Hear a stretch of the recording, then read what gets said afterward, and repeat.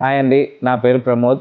By profession నేను ఒక anchor and event మేనేజర్‌ని. సో, ఈవెంట్ మేనేజర్ అంటే మీకు తెలుసు కదా! So, irregular timings, late night events so, ఇలాంటివి చాలా ఉంటాయి. దానివల్ల నేను చాలా వెయిట్ గెయిన్ అయిపోయాను.